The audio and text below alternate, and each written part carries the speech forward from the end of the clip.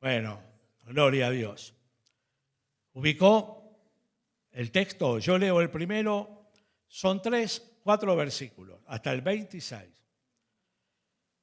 Porque el siervo del Señor, Pablo le escribe a Timoteo, no debe ser contencioso, sino amable para con todos, apto para enseñar, sufrido.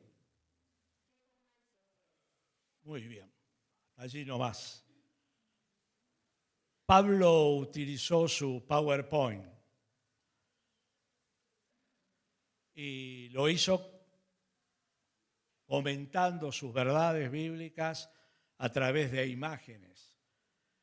Imágenes coincidentes con la realidad de la vida cotidiana de la gente.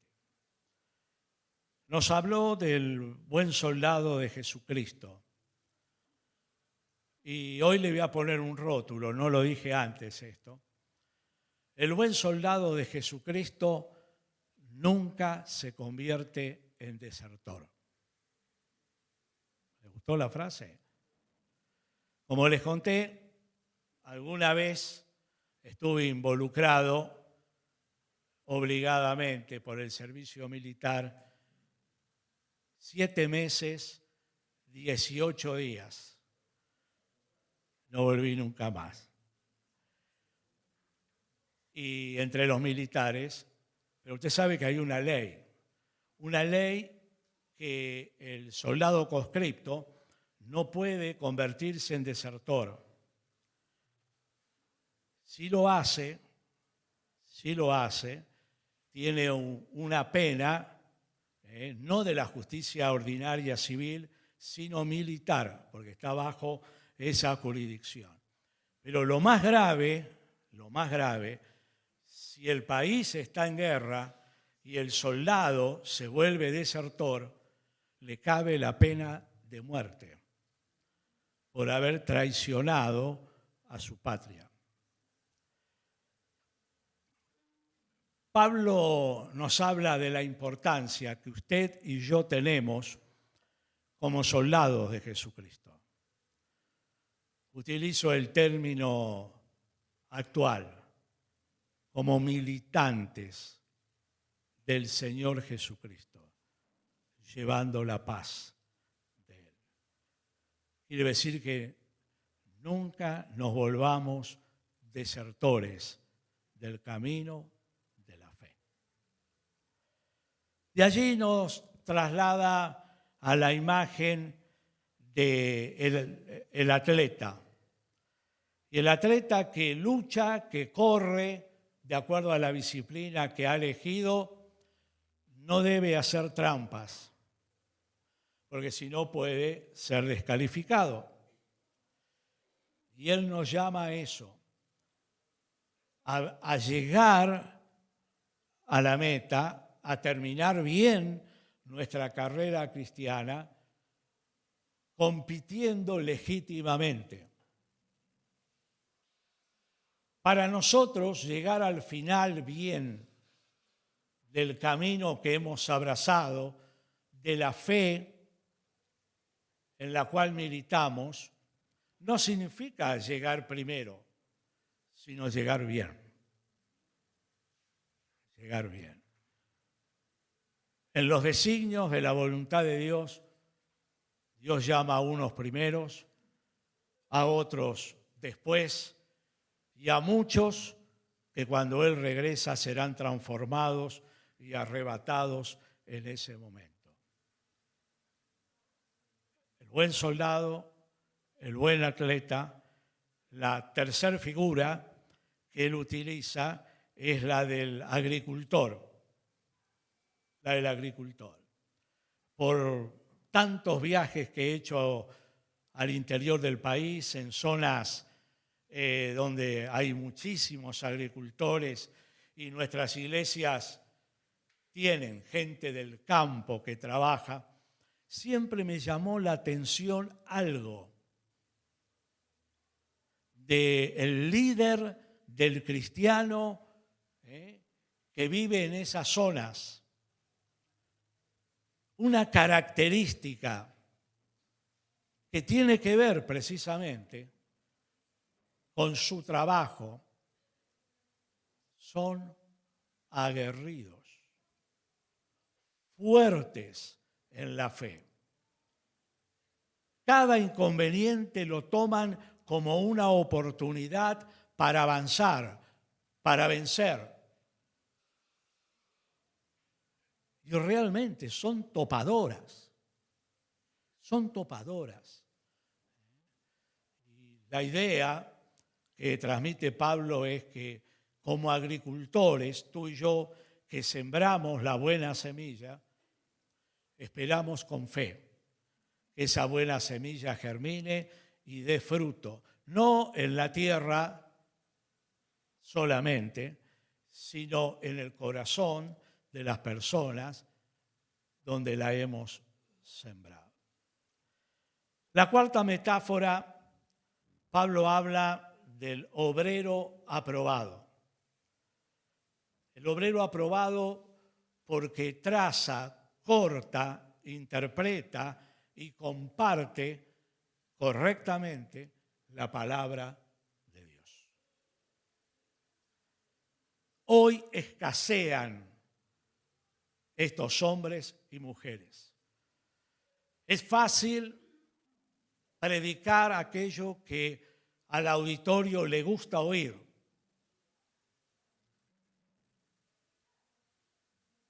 Pero no es lo que Dios desea. Dios desea el compromiso con la palabra del que la predica, del que la escucha. Por lo cual es una bendición ser obreras y obreros aprobados por Dios. La quinta metáfora, Pablo habla de la iglesia como una casa grande y habla de dos clases de utensilios, unos que son muy valiosos y otros que son para el uso de todos los días, pero útiles también. Y la verdad que se resalta para nosotros es esta. Dios nos eligió a ti y a mí como utensilios para su honra, para darle gloria a Él, como instrumentos de Dios. Tú eres el instrumento de Dios. Tal vez no hablas de Él, un instrumento callado. Tal vez continuamente testificas de Él, un testimonio, un instrumento viviente. Tal vez sufres por Él. Tal vez amas a Dios y su obra y tomas un compromiso del 100% por Él. Le das honra a Dios.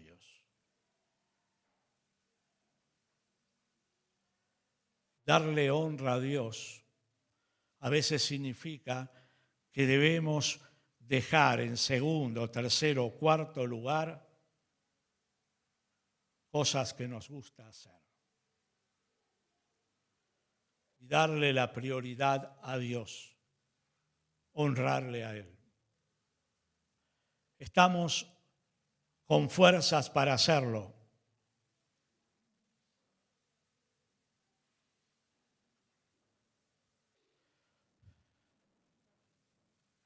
No piense que siempre va a tener la misma fuerza. Sería una utopía. Pablo a los 67 años expresaba, este hombre se va desgastando, pero el que se renueva día en día es el hombre interior por la obra del Espíritu Santo dentro nuestro. Dele a Dios sus mejores años. Yo tengo un amigo de otro sitio. estuvo muchos años apartado del Señor, muy amigo. Había sido un compañero de milicia en el Señor por largos años, muy fiel, con un ministerio muy fuerte. Se enfrió su corazón, se apartó de la congregación, dejó de congregarse por larguísimos años, 8 años. Un día con Irma los invitamos a cenar a él y a su esposa, y yo le dije algo que el Espíritu me puso en ese momento.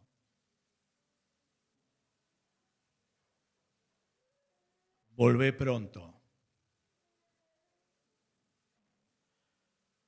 Porque de lo contrario, cuando vuelvas,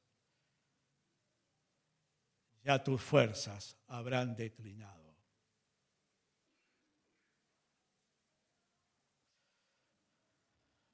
Lamento en decir que esa palabra que fue de Dios se cumplió en él. Volvió,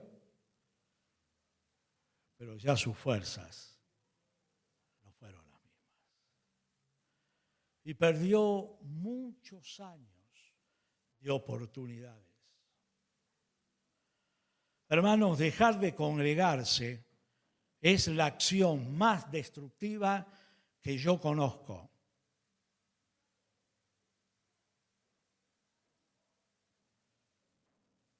En ese transitar puede ocurrir cualquier desastre en la vida de una persona. Y volver al camino tiene un costo. Tiene un costo. Por lo cual, siento decirle, acá delante de la mesa, tomemos el compromiso, declaremos cada mañana, cada día, Señor, quiero ser un instrumento para tu honra, no para tu deshonra.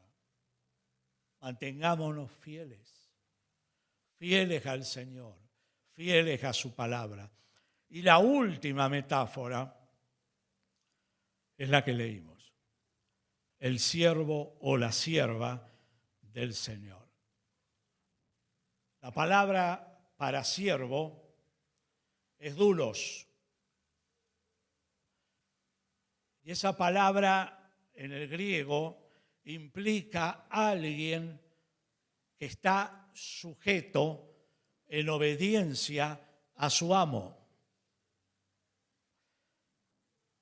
El siervo de aquel tiempo, para tomar la figura, no tenía ningún derecho.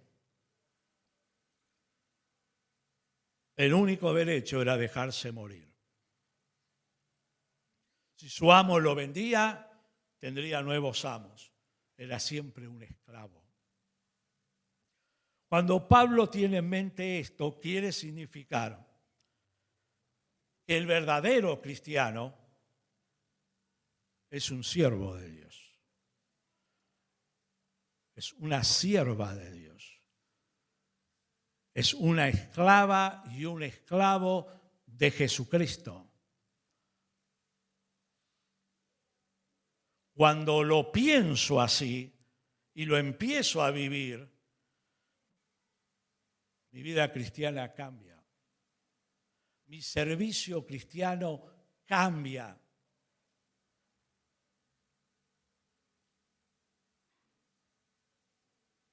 Yo entregué mis derechos a los pies de la cruz.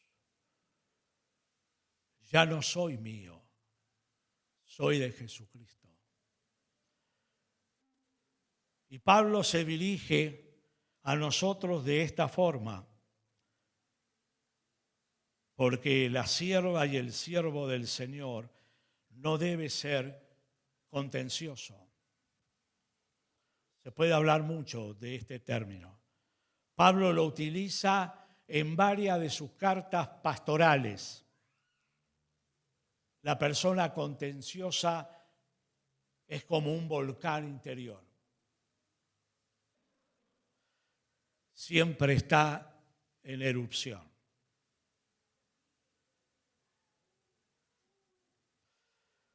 siempre larga lava encendida que puede quemar a otros. Pero cuidado, Pablo le está hablando al pastor Timoteo. Pablo le está hablando a usted que sirve en algún ministerio de la iglesia. Podemos caer en ser contenciosos, batalladores. Es como Zapata, si no la gana, la empata. Reíte, Juanita, estuve bien, ¿viste? Es así, hermanos. Usted que es líder y servidor, no debe ser contencioso ni contenciosa.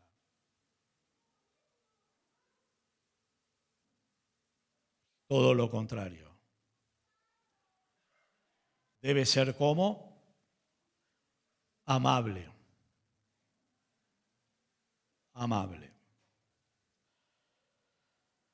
Ser amable para ¿con quién? Con todos. A usted me dirá, hay algunos que son complicados para tratar. Es difícil ser amable. Sí, es verdad. Es difícil. Hay personas conflictivas. Acá, allá, arriba, abajo y más allá. Pero ese es el arte que nosotros debemos cultivar. Habrá personas que nos resulta más fácil comunicarnos y disfrutar de ellos. Y hay otras que nos exigen más. Pero escuche bien, usted debe ser amable con todos.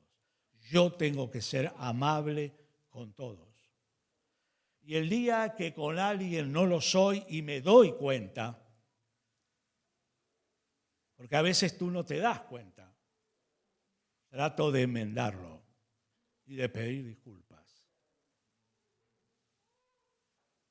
La amabilidad es un arte, es una obra del Espíritu, pero que nosotros aprendemos a cultivar. Este esclavo de Jesucristo es apto para enseñar.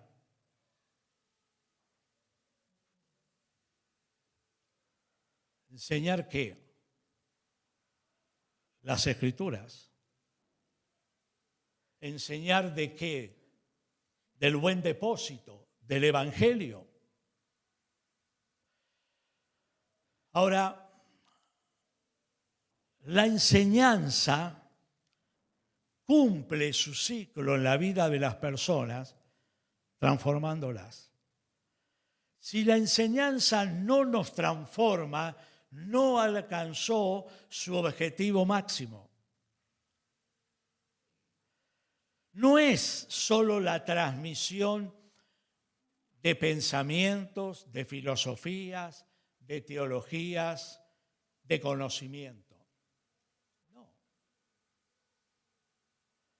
Es bajo el poder del Espíritu comunicar e interpretar correctamente las Escrituras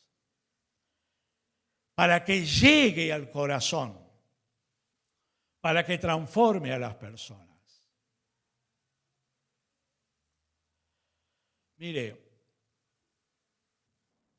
cada vez que me toca dictar una clase, mi oración previa es esta. Señor, no me interesa lucirme. No me interesa que me aplaudan, que digan de mí cuánto sabe Salvador. Me interesa que tu espíritu tome la palabra del tema a enseñar y toque los corazones. Y que tú de esta clase puedes sacar obreras y obreros que impacten al mundo, que sean instrumentos para bien. Mire, me sorprendo, porque a veces en eventos que se hacen, viene gente a saludarme, ¿se acuerda de mí? La verdad que no. Soy poco memorioso. Y me dicen, de tal clase, tal grado, me sorprendo. Me sorprendo cuántos pastores hoy están sirviendo y uno pudo ser un instrumento de Dios para bendecirlos. Ahora, enseñar así es un don del Espíritu Santo. Discúlpeme, hay varios docentes en la iglesia. No, son dos cosas diferentes. Que a veces se conjuga, puede ser. Pero el que es apto en la iglesia para enseñar es alguien que fue llamado por Dios y Dios le instruyó y le compartió el don, el carisma del Espíritu Santo, 1 Corintios capítulo 12.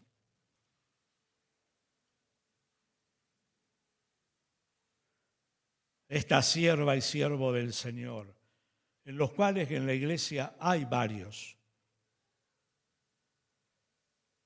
han recibido ese don de Dios. Son amables, son sufridos. Siempre hay alguna cuota de sufrimiento en la tarea pastoral, ministerial, de líderes. No siempre las cosas son fáciles.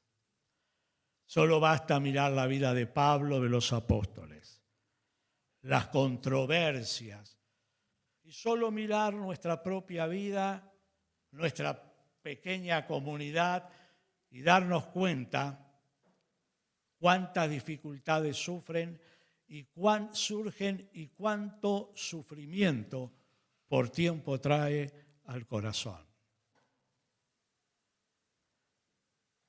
Pero esta mujer y este hombre aprende a que el sufrimiento es parte del llamado. Dios no lo llamó a usted a ser actor, que todos los viernes, sábado y domingo lo aplauden. Dios nos llamó a servirle a Él de corazón, como dice la Escritura. Y finalmente, Pablo dice que otra característica de este servidor es la mansedumbre.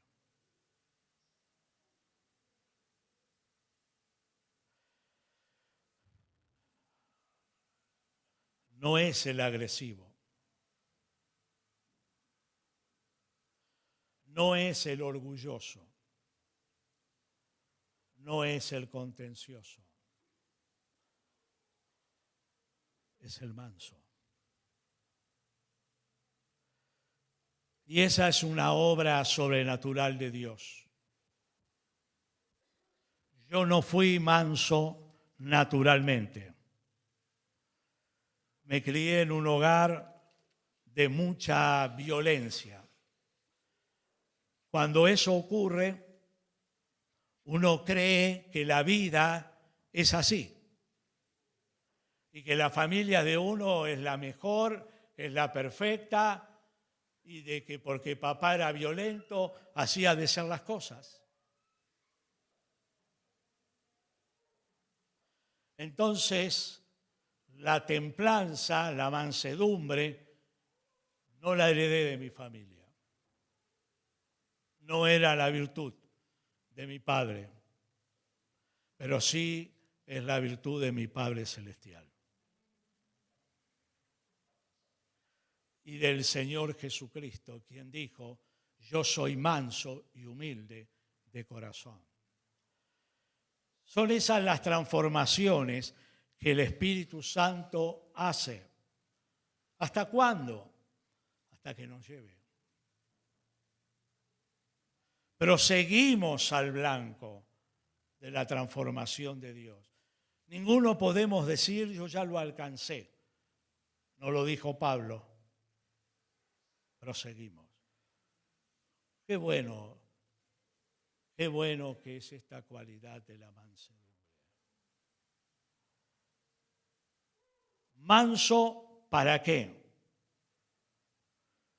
Para corregir, en primer lugar, y para instruir, en segundo lugar. No se confunda. Manso no es el que toma el rol de tonto. No, nunca se confunda. Ese es un tonto, no es un manso. Que le pisan la cabeza, que lo escupen, que... No. Por eso puede corregir, dice Pablo. Ese manso detecta dónde está el error, por eso tiene que corregir. Detecta dónde está el error, pero con amor y mansedumbre corrige, enseña. La vida debe ser así y las cosas deben hacerse de esta manera, enseña el Señor.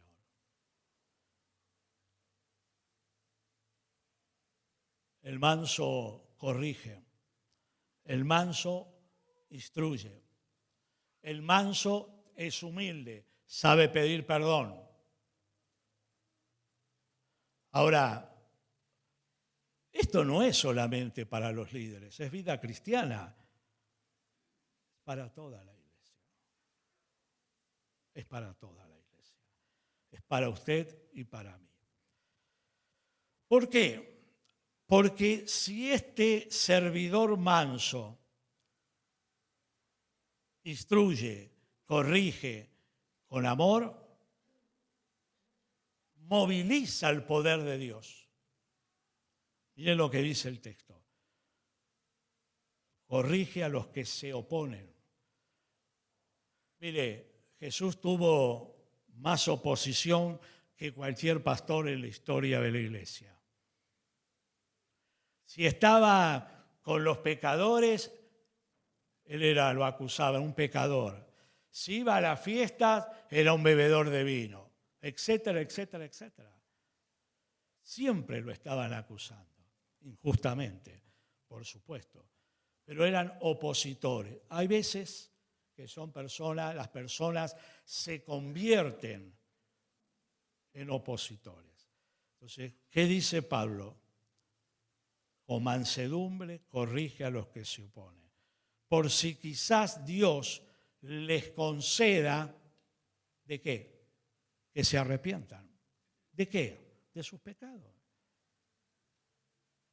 Están mal, viven en pecado.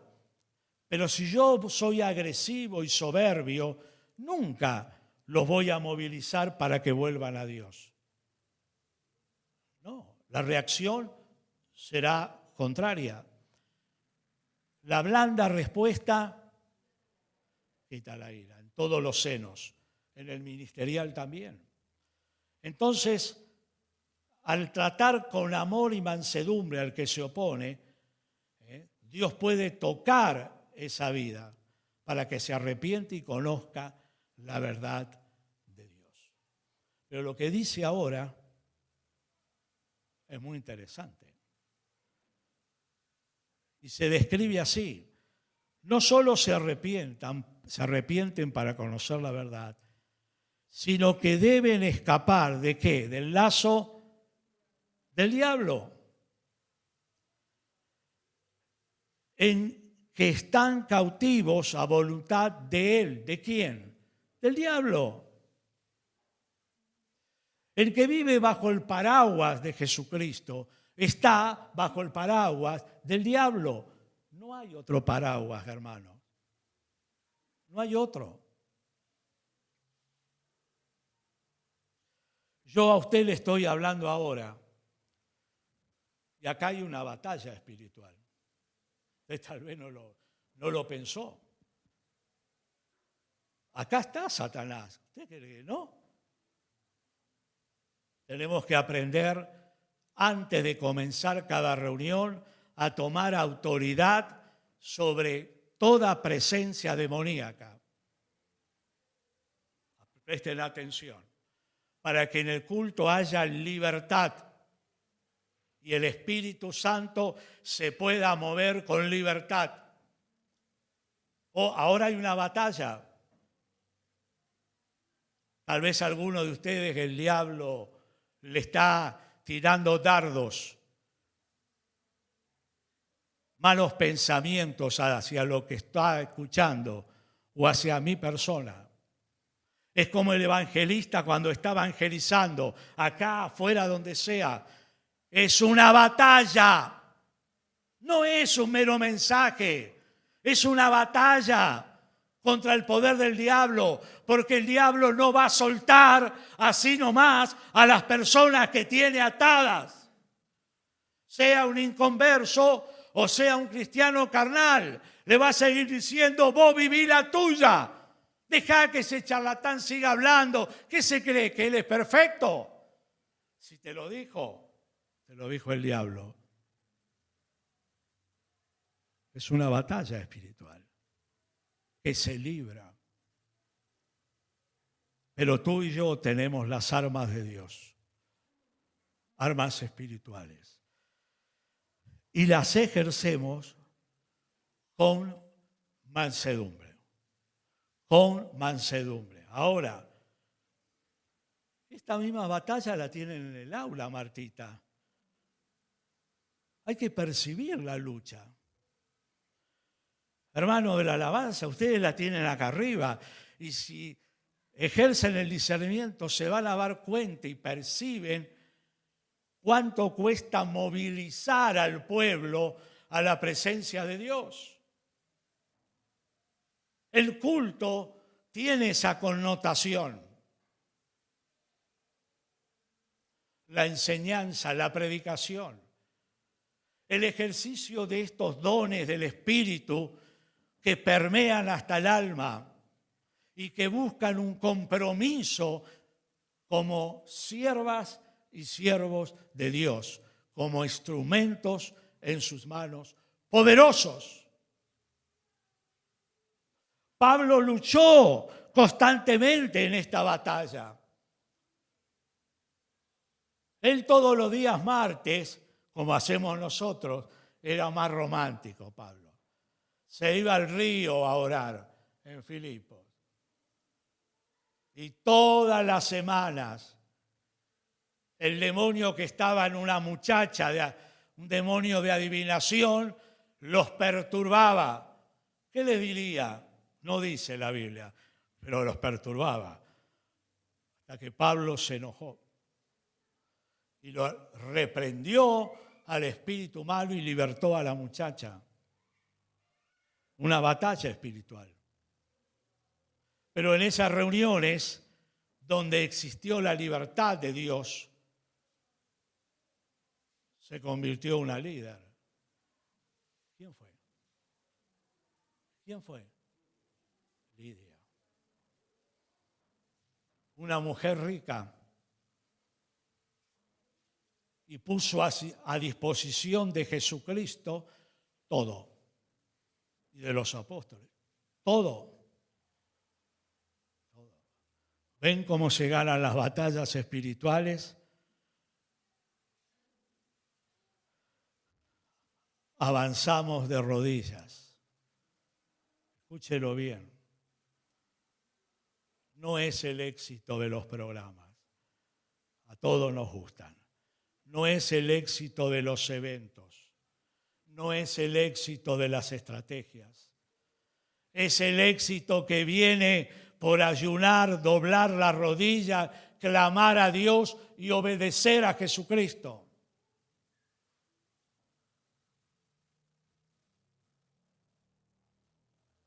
Hoy el diablo ganó unas cuantas batallas.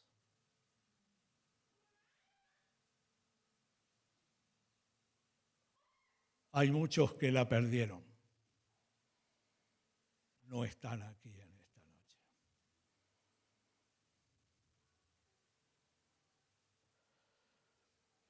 Finalmente, Pablo habla del carácter de los hombres, capítulo 3, de los postreros tiempos. Todos los tiempos fueron difíciles. para el sembrado y la predicación del Evangelio, mi hermano. Todos. Aunque usted y yo muchas veces nos quejamos equivocadamente, todavía, lo digo enfáticamente, todavía las puertas del templo están abiertas. Hay países enteros, en Europa y Medio Oriente no se puede predicar el Evangelio y hay persecución a muerte. Y todos los días hermanos suyos y míos mueren por causa de Jesucristo. No era solo del primer siglo y del Coliseo romano. Hoy, y mirando con tristeza a nuestra querida Argentina, preste atención, todavía las puertas están abiertas. Aprovechemos bien el tiempo. Aprovechemos bien el tiempo.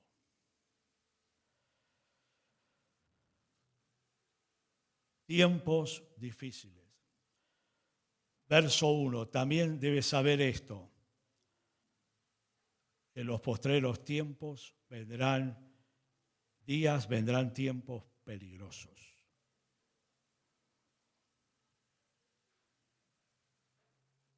Es enfático lo que le dice Pablo a Timoteo. Debes saber esto. Hermanos, vivimos en tiempos peligrosos.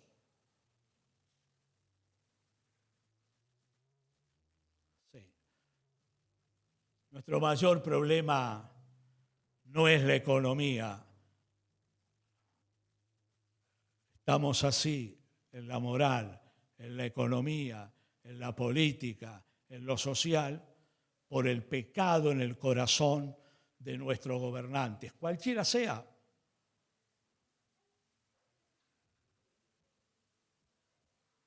Es el pecado.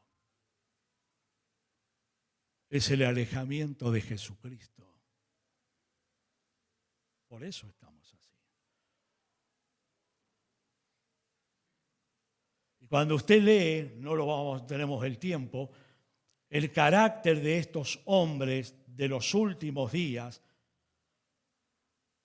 usted dice, pero ¿cómo que Pablo murió en el año 67?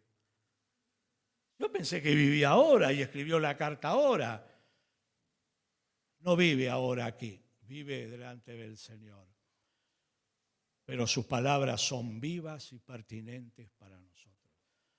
¿Sabe que el término que dice la Biblia, vendrán tiempos peligrosos, significa tiempos como para una embarcación que es azotada en medio del mar por una tempestad? Tiempos peligrosos. Bueno, Jesucristo, capítulo 24 de Mateo, nos enseñó las señales antes de su retorno. Léalo, hermanos. Ese tiempo le tocaba vivir a Timoteo, temeroso, con problemas de autoestima. Pablo le dice, aviva el fuego del don que está en ti. No tengas miedo. Vendrán tiempos peligrosos. Vendrán. Y quiero cerrar lo que hemos hablado con lo que llamé los 3 tú de Pablo a Timoteo. Fíjese qué interesante. El primer tú lo tenemos en el versículo 10. ¿Qué dice el versículo 10 del capítulo 3? Léalo, por favor.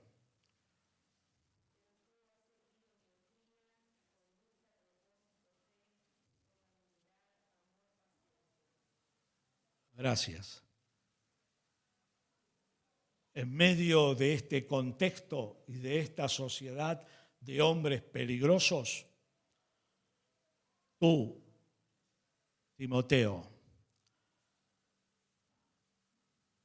tú que has seguido mi doctrina, la enseñanza de la Biblia, el ejemplo que te he dado, las persecuciones y padecimientos que he vivido, tómalo como ejemplo para ti. Tómalo como ejemplo para ti.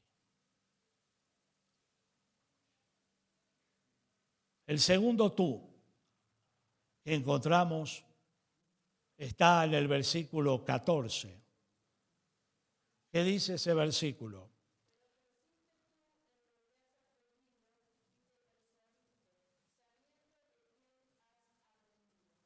Usted sigue, continúa el pasaje y dice que desde la niñez has aprendido las sagradas escrituras, las cuales te pueden hacer sabio.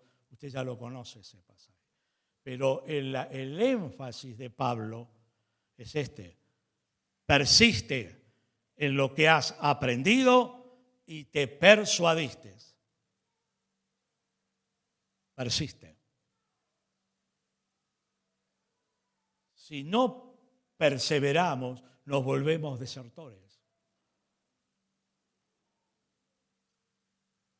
La fe en Jesucristo se abraza para toda la vida y la disfrutamos aquí y la disfrutaremos en la eternidad. No es meramente para un momento de apremios y de necesidades puntuales. Es mucho más.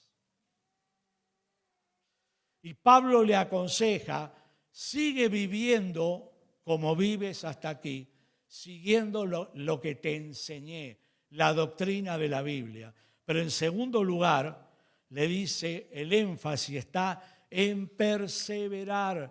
Persiste, persiste, persiste.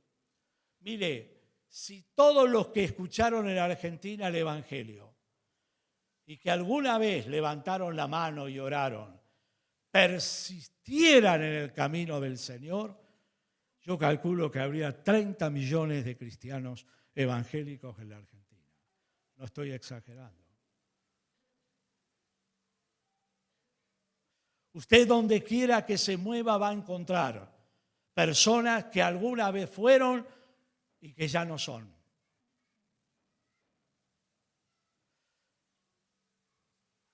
No se deje engañar por el diablo.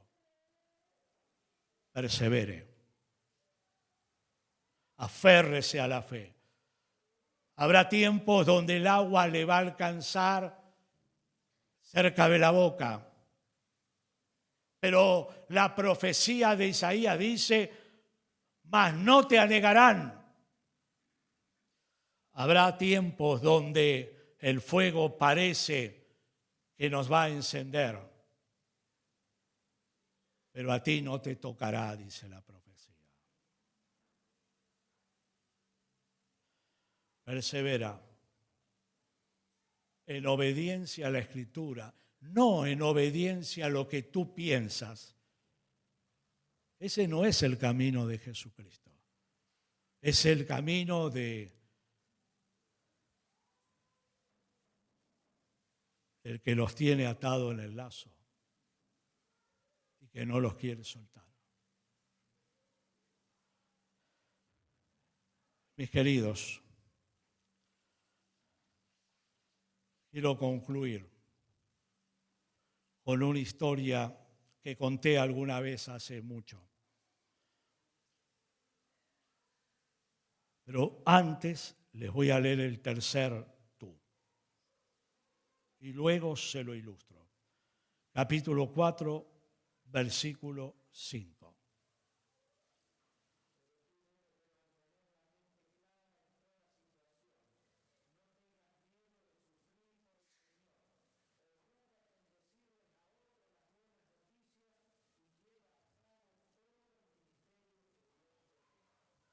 Bien. Otra versión.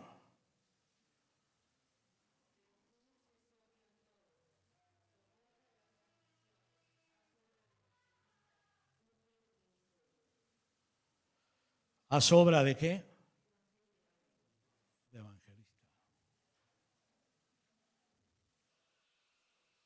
Pero tú haz obra de evangelista. Y fíjese el versículo 2, amplía, que prediques la palabra, que estés a tiempo y fuera de tiempo, redarguye, reprende, exhorte con toda paciencia y doctrina. Pero tú no solo debes perseverar y avanzar hacia el cielo, sino debes testificar de Jesucristo. Siempre ponemos el énfasis en la conducta, pero es como el avión que vuela con dos alas, no vuela con una. La conducta y el ejemplo es una. La segunda es la palabra. A Dios le plació salvar a las personas por el testimonio, la palabra, la predicación. Y tú y yo somos llamados a testificar de Jesucristo. No necesitas el don para hacerlo. Necesitas la experiencia y la compasión por los que se pierden.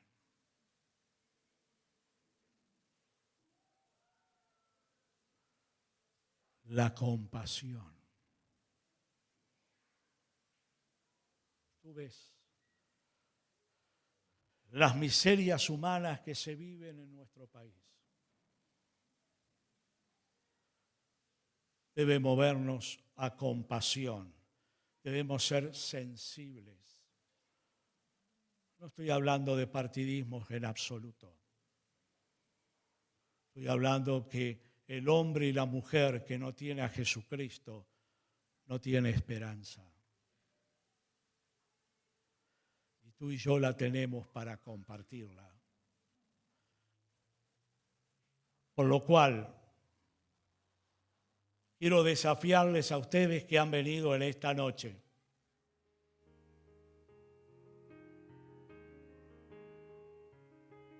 A que aquello que predicamos, decimos, lo vivamos en plenitud. Tú y yo. Y que en esta próxima semana tú puedas repartir, en la mesa hay 1000, 5 folletos. No le estoy pidiendo que repartan 1000. 5 a personas diferentes. Y que le digas nada más y nada menos que estas palabras. Sírvase, tomá. Son buenas noticias de Dios para vos. Jesús te ama. Jesús te ama. 5 cada uno. Esta historia de Sander, un misionero en la India, es muy fuerte, pero es verídica. Él predicaba en toda la zona del Tíbet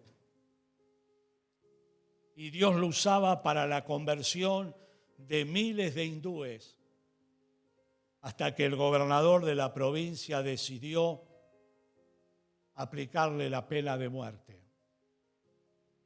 porque era una amenaza para él. Entonces lo llevaron a un pozo donde tiraban los cadáveres. Pero por si acaso le quebraron uno de sus 2 brazos para que no escapara. El pozo tenía una tapa segura con cerradura. Una sola persona tenía la llave. Como un animal lo tiraron debajo donde había huesos, mal olor y absoluta oscuridad. Él escuchó cómo cerraban con llave la cerradura de la tapa y oró a Dios. Tomo de su testimonio. Pensé que ese era el tiempo que Dios me iba a llevar. Pero la paz y la presencia de Dios en el lugar convirtió este infierno en un cielo.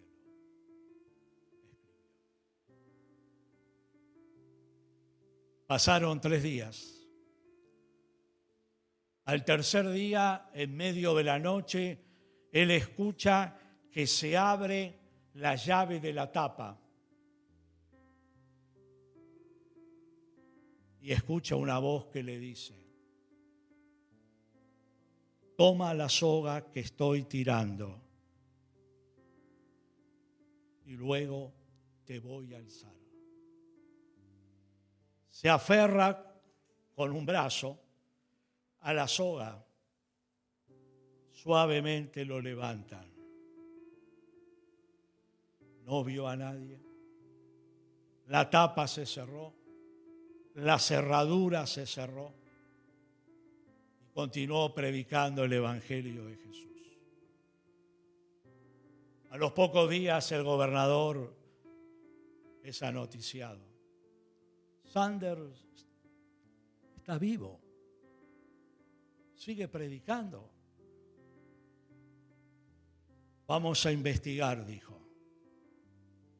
Llaman al cancerbero del lugar y le dicen: alguien te quitó la llave, alguien pudo duplicar la llave. En absoluto, se jugaba la vida el hombre. En absoluto, aquí está. Entonces manda a llamar al misionero evangelista y le dijo: tu Dios es poderoso. Él te libertó de la muerte. Pero una cosa te pido: vete del Tíbet. Vete de aquí. Hermano, cuando usted entrega un folleto con amor, con oración, con fe, cuando usted hace una sonrisa y con ternura le dice a la persona: Jesús te ama, Dios puede tocar el corazón del más duro.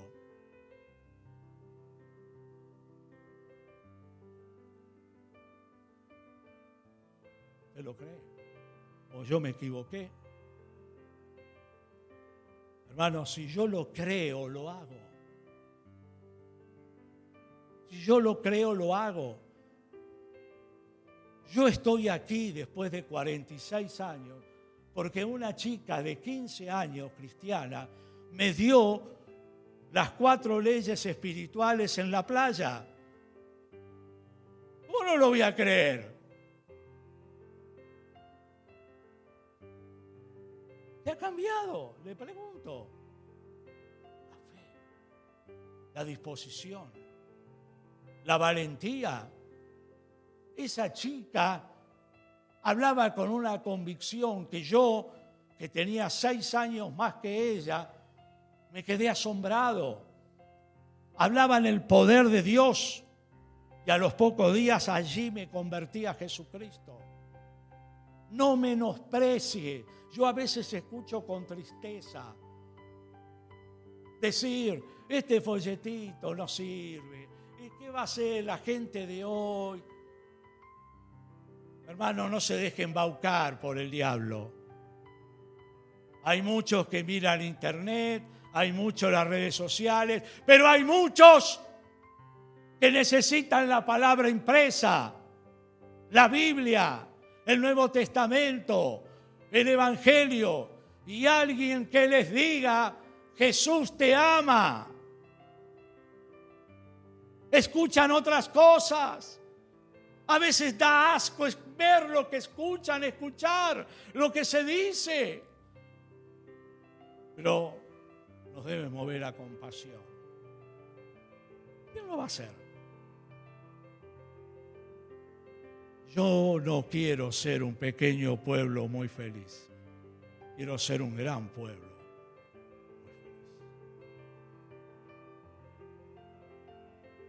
¿Usted? Entonces, yo le voy a pedir que usted ore ahora. Si usted aceptó el desafío de repartir en esta semana 5 folletos a 5 personas diferentes y decirle, léelo por favor cuando tengas tiempo, Jesús te ama, Dios te ama. Ore a Dios, haga su compromiso con Dios. Yo no le voy a pedir que pase aquí, pero allí en la mesa usted puede tomar los 5 de los temas que más le guste. Ore, cierre sus ojos, ore. Ore a Dios, tome su compromiso. Recuerde que Dios no va a enviar ángeles. Usted y yo somos los instrumentos. Y usted y yo somos los bendecidos por Dios.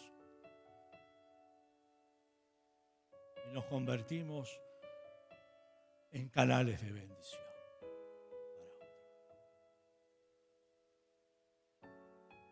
Aleluya, Jesús. Aleluya. Gracias, Jesús. Gracias, Jesús. Yo tomaré los míos y el domingo que viene vamos a compartir el testimonio. Déjese sorprender por el Espíritu Santo. Déjese sorprender.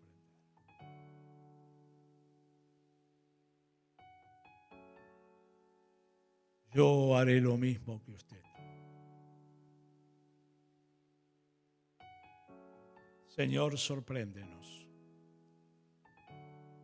No solo queremos mantenernos firmes en la doctrina y perseverando, sino haciendo la obra del evangelista, siendo testigos fieles de Jesucristo. Y para aquellos que han sido bautizados en la iglesia, yo quiero invitarles para que usted pase. Yo ya no voy a servir la cena.